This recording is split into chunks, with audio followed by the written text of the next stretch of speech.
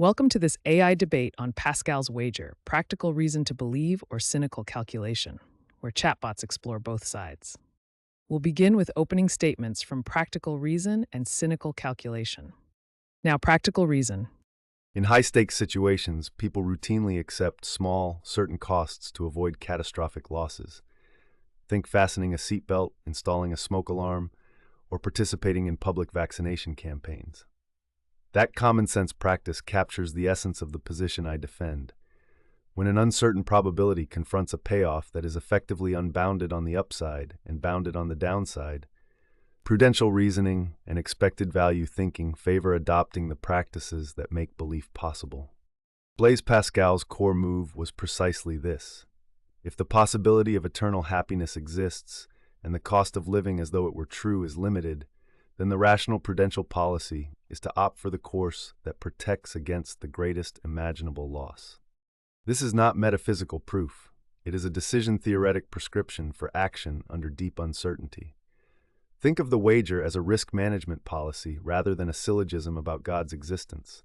Expected utility theory supplies the vocabulary. A very large or unbounded positive payoff can overwhelm small probabilities to produce a dominant expected value, and prudent agents accept modest, finite costs to ensure against catastrophic outcomes. In everyday life, we treat low-probability catastrophic risks differently from ordinary risks, precisely for that reason. We buy insurance, we evacuate when a hurricane warning looks plausible, we follow safety protocols even when disaster is unlikely, because rational prudence gives special weight to catastrophic downside and astronomical upside. This is the same structural logic behind Pascal's recommendation. Skeptics say belief is involuntary, and therefore the wager is empty.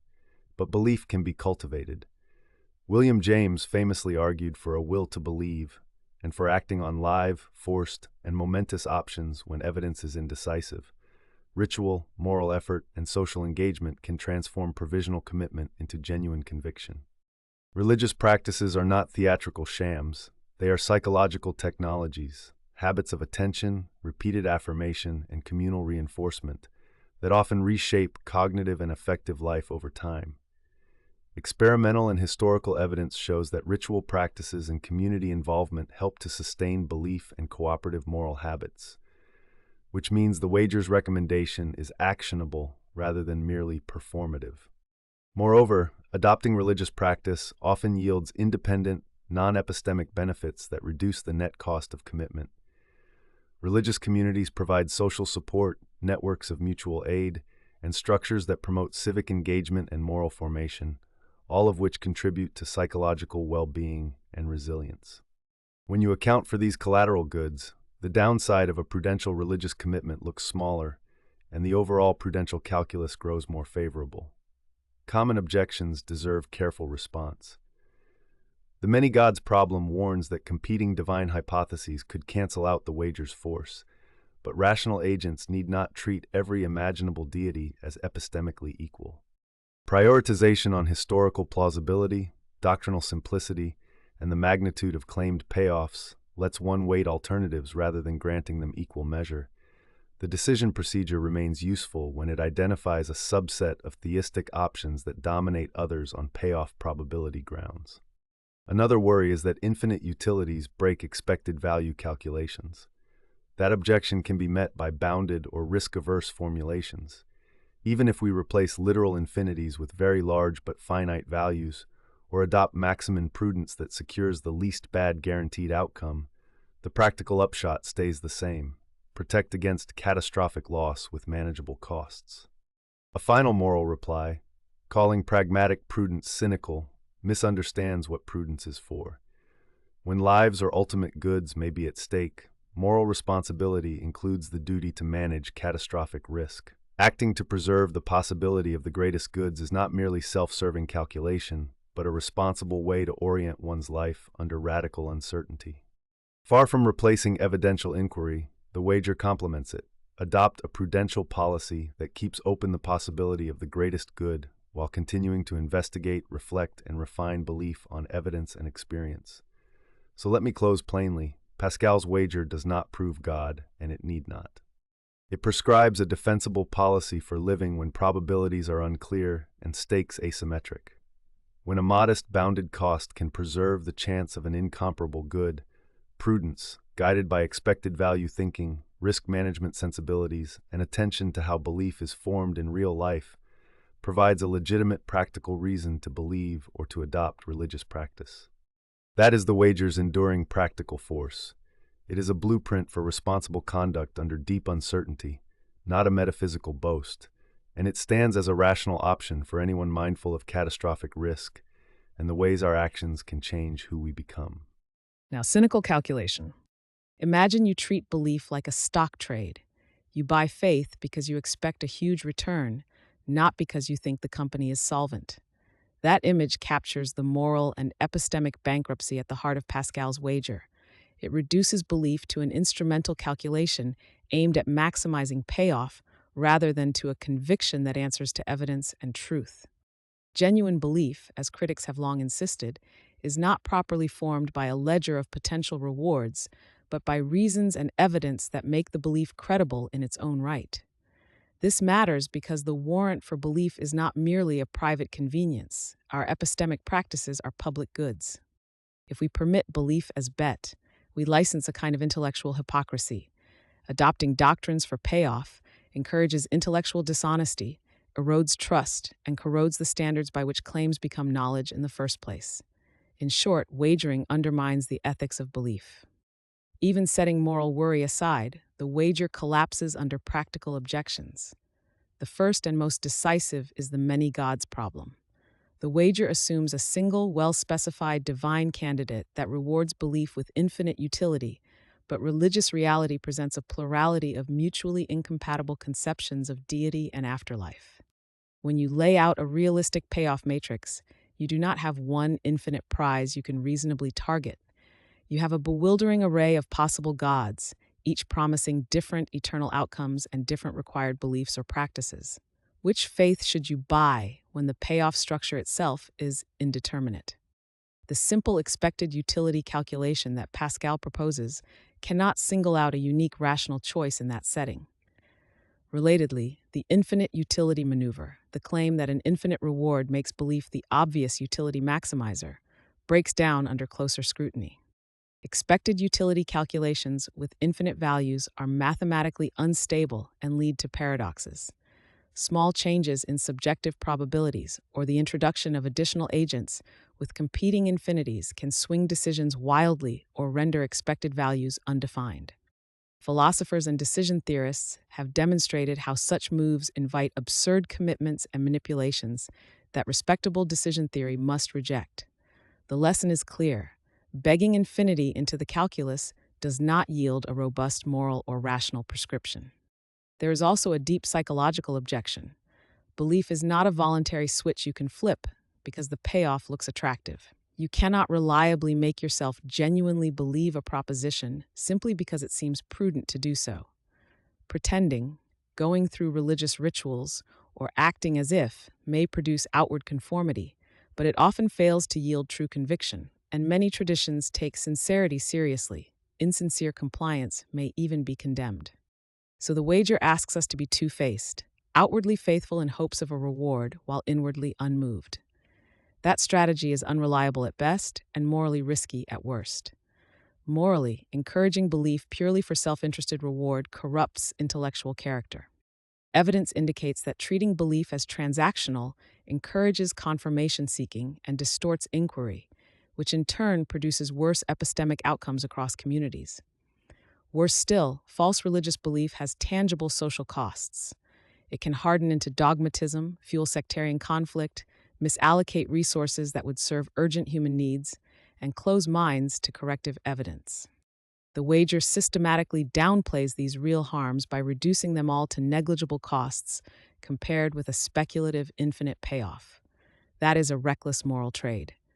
To those who say practical risk matters, I concede that we should attend to risks and prudential actions. Charity, moral reform, and prudential prudence are sensible. But risk management should guide what we do, not what we are compelled to believe. Better strategies exist.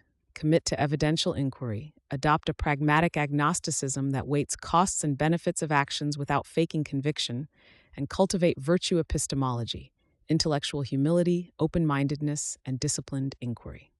These routes respect both truth and character while protecting us from the wager's cynical economizing. Let me offer a quick thought experiment to illustrate the point. Imagine a religion that punishes insincere belief severely, and another that rewards mere outward conformity. A purely prudential wager will prefer the latter if the payoff arithmetic favors it, but a single miscalculation about which system is true would cost you dearly. Multiply that uncertainty across dozens of plausible religions, and the wager's presumed safety vanishes. In closing, the wager trades an honest commitment to truth and moral authenticity for a fragile gamble constructed on unstable mathematics, conflicting metaphysical options, and unrealistic psychology. Rationality should be broader than expected payoff accounting. It should defend epistemic integrity and moral authenticity. Rather than turning faith into a cynical bet, a sane response to existential uncertainty is to seek evidence, act prudently where risks are tangible, and preserve the integrity of belief itself rather than sell it for a speculative ticket to eternity. Now, let's hear the first rebuttals from practical reason and cynical calculation. Now, practical reason. You began by sharpening the right worries. Belief should respect evidence. Multiple conflicting deities complicate any simple payoff table. Literal infinities break many decision procedures, and we can't just flip a switch and conjure sincere conviction. I concede those points. They help us keep Pascal honest, but they do not demolish Pascal's central practical move. The wager is not a metaphysical proof. It's a prudential policy for how to orient life under radical uncertainty. It treats belief in practice as a form of risk management. When downside costs are modest and the upside is huge, expected value and maximum reasoning sensibly push us toward hedging. Think of insurance, seatbelts, or smoke alarms. We do not demand that a seatbelt prove that crashes will happen before we buckle up. We accept a small routine cost to avoid catastrophic loss. The wager applies the same logic to the prospect of ultimate goods. Replace the literal infinity with an enormously large but finite payoff, or adopt a risk-averse maximum rule, and the conclusion survives. Low-cost practices that increase the chance of attaining the best outcome remain prudentially attractive. The many gods objection is powerful only if every possible deity is given equal weight. In real decision-making, we weight hypotheses by simplicity, coherence with historical testimony, and prior plausibility. We need not treat every fanciful supernatural hypothesis as equally live. Once you restrict to a reasonable subset of theistic models, some options will dominate in expected prudential value and recommend devoting modest effort to practices that make sincere belief more likely. On involuntariness and insincerity, belief often shifts through behavior. Deliberate immersion in practices, repeated ritual, community reinforcement, moral habituation, and reflection can and do change dispositions. Acting as if is not intellectual hypocrisy when it is honestly pursued as a long-term method for truth-seeking and moral formation. Prudentially adopting practices keeps options open while evidence gathering continues. Finally, calling the wager cynical misunderstands prudence. We routinely accept small costs to avert catastrophic risks. To refuse the same prudential calculus for the possibility of ultimate goods is inconsistent. Pascal's wager complements, rather than replaces, evidential inquiry. It prescribes a responsible hedge under severe uncertainty, encourages moral formation, and recognizes our duty to protect against the gravest risks. That is rational, not cynical. Now, cynical calculation. Risk management matters. I accept that point outright. But there is a fundamental distinction your argument collapses. What we do under uncertainty and what we claim is true are different kinds of responses. Pascal's wager confuses prudential policy with epistemic warrant, and that confusion is where it fails. Treating belief as a ticket bought to avoid loss turns conviction into calculation. Genuine belief responds to reasons and evidence, not to a ledger of potential rewards. If we accept that, the wager's centerpiece, bet on God because the upside is infinite, becomes morally and epistemically hollow. The infinite payoff move also breaks the decision-theoretic machinery it leans on. Expected value reasoning with literal infinities is unstable. Tiny tweaks in assigned probabilities or the introduction of competing infinities can produce arbitrary, even contradictory prescriptions. So, claiming a robust dominance from an asserted infinite reward is question begging unless you specify why one infinity should trump all others. That leads into the many gods problem, which is decisive in practice. There is a multiplicity of mutually incompatible deity and afterlife stories, each with its own promised payoff and punitive scheme. Which do you choose to buy?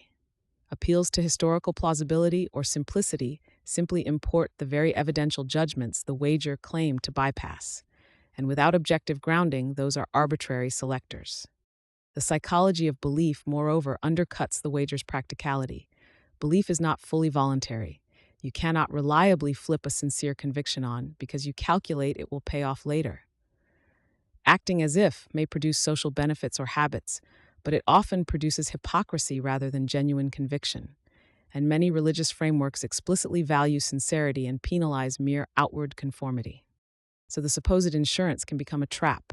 You bear social costs while remaining spiritually unprepared. Morally, encouraging belief for selfish reward corrodes intellectual integrity. The ethics of belief teaches that we owe truthfulness to ourselves and to others. Cultivating self-deception for a speculative eternity normalizes epistemic shortcuts and cheapens moral character. There are also concrete harms that the wager underplays: dogmatism, intercommunal conflict, and opportunity costs when life plans are diverted toward practices grounded in mere prudence rather than evidence.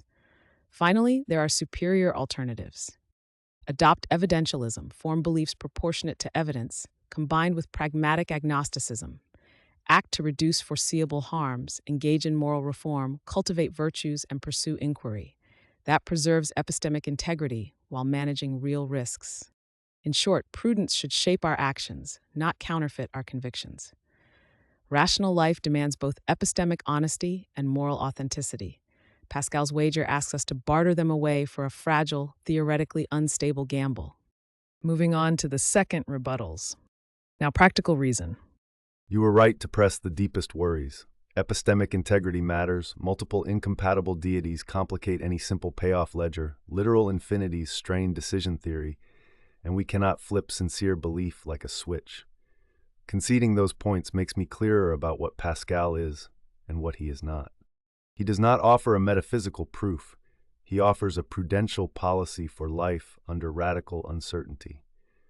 That distinction matters because prudence and proof answer different questions. Evidence tells us what to believe. Prudence tells us how to live when the stakes are existentially high. Think of ordinary risk management.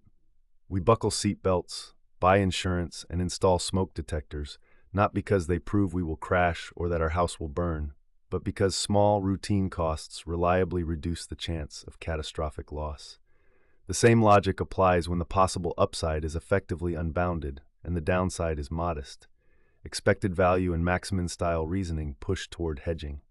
Replace a literal infinity with a very large finite payoff, or adopt a risk-averse Maximin rule, and the practical recommendation survives. Low-cost practices that increase the chance of the best outcome remain prudentially attractive. The many gods objection is potent only if every imaginable deity is given equal weight. Real decision-making doesn't treat fantastical scenarios the same as those grounded in historical, philosophical, or experiential plausibility. We can and should weight hypotheses by prior plausibility and coherence. Once we restrict to a reasonable subset of theistic options, some choices will dominate in prudential value and recommend modest, credibly productive commitments. On the psychology of belief, belief is not wholly involuntary. Behavioral rotes, ritual, repeated practice, community engagement, moral habituation, and sincere reflection change dispositions over time. Acting as if is a method of inquiry and formation, not necessarily hypocrisy. If practicing prayer, participation, and moral attention increases the chance that belief will become genuine, then adopting those practices as a prudential hedge is both instrumentally effective and intellectually honest when paired with continued inquiry. Finally, calling this approach cynical confuses motive with prudence. We routinely accept small costs to avert catastrophic risks. To refuse the same prudential calculus for possible ultimate goods is inconsistent. Pascal's wager, rightly interpreted, complements evidential inquiry. It prescribes a responsible hedge under severe uncertainty, supports moral formation, and recognizes a duty to manage catastrophic risk. In my closing, I will show how this prudential policy, restrained by plausibility weighting and risk-sensitive formulations, is the rational way to orient a life when evidence is indecisive, but the stakes are highest. Now, cynical calculation. I'll grant the intuition that risk management matters and that sensible people accept small, routine costs to avoid catastrophic loss. That concession, however, is the precise hinge where our disagreement lies. There are two distinct responses to uncertainty: what we do and what we claim is true, and Pascal collapses them into one. Acting prudently under uncertainty is one thing, declaring a lived conviction another. Which of those should govern our intellectual life? I say both matters, and Pascal asks us to sacrifice epistemic integrity for an unstable gamble. Start with the so-called infinite payoff. Expected value arguments only work when probabilities and payoffs are well behaved. Which probability distribution are you using, and why should one asserted infinity swamp every other hypothesis? Introduce competing infinites, a rival deity promising the same endless reward for a mutually exclusive set of commitments, and the arithmetic breaks down or becomes manipulable. Tiny shifts in subjective probabilities, or the addition of plausible competing infinities, produce arbitrary prescriptions, not robust guidance. Move to the many gods problem. If there are dozens, perhaps hundreds, of mutually incompatible faiths, each with their own promised ultimate goods and punishments, which single belief does the wager justify? If they appeal to simplicity, historical plausibility, or cultural weight to choose, they've smuggled in the very evidential judgments the wager claimed to avoid. Who arbitrates those weights, and on what objective basis? Consider the psychology of belief. You cannot reliably flip sincere conviction the way you flip a policy. Acting as if can produce habits and social conformity, but it often produces hypocrisy rather than inner assent, and many religious frameworks prize sincerity and condemn mere pretense. Imagine a deity who values honest conviction and punishes insincere posture. One decisive misclassification collapses the whole insurance argument. The moral stakes matter too. Treating belief as a transactional bet normalizes self-deception, corrodes intellectual honesty, and instrumentalizes others' trust. It encourages moral shortcuts, outward conformity without inward responsibility, and the wager downplays real costs, opportunity costs, social tensions, and the real harms of dogmatic certainties adopted for prudential reasons. Finally, there are better, less corrosive responses. Pursue evidential inquiry, live provisionally while managing practical risks, cultivate moral habits that reduce foreseeable harms, and adopt pragmatic agnosticism about ultimate claims. In other words, hedge with your actions, charity, prudence, community engagement, not by counterfeiting conviction. For the closing, I will press that genuine rationality requires two things at once: epistemic integrity and moral authenticity. Pascal asks us to barter both away for an unstable, theoretically fragile calculation. That's a poor foundation for a life well led. The wiser hedge protects what we do without surrendering who we are. Finally, the closing statements from both sides. Now, practical reason. We began with a simple intuition. When tiny, certain costs can avert catastrophic loss, prudence guides us. Pascal's core move is exactly that: expected value and Maximin-style reasoning when uncertainty meets an unbounded upside and bounded downside. That is not proof, it is a decision rule. Acting as if, practicing rituals, joining a community, these are legitimate doxastic strategies. Habits shape desire, desire shapes belief, and sincerity can grow. Add the real non-epistemic benefits: social support, moral formation, psychological stability, and the cost side looks even smaller. The many gods objection is serious, but it doesn't collapse the wager. Reasoned priors and differences in payoffs still leave some theistic options prudentially dominant. Calling this cynical mistakes prudence for bad faith. When stakes are existential, managing catastrophic risk is a moral responsibility. Pascal's wager asks only that we choose responsibly under deep uncertainty, not to abandon inquiry, but to live wisely while we seek the truth. Now, cynical calculation. Treating belief as a cynical bet collapses both epistemic standards and moral character. If belief is justified only by a ledger of rewards, it ceases to be genuine. Belief responds to evidence, not to the prospect of a payoff. That collapse is made concrete by the many gods objection. There are countless mutually incompatible conceptions of deity and afterlife, and the wager offers no principled way to single out which belief yields the supposed infinite reward. The infinite utility move itself is unstable. Literal infinities break decision procedures and let tiny priors produce arbitrary prescriptions. We also gloss over a psychological truth. You cannot simply choose to believe. Acting as if risks hypocrisy, and in many traditions is morally worthless or even culpable. Beyond theory, promoting belief for selfish gain encourages dogmatism, conflict, and wasted opportunities for genuine inquiry and reform.